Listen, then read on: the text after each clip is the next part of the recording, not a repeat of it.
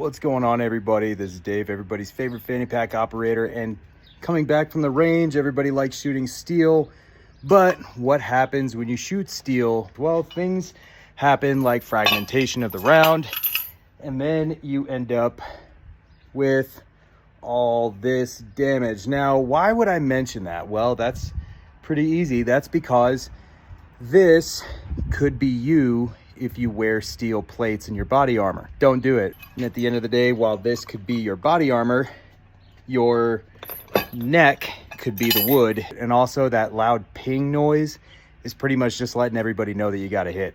Until next time.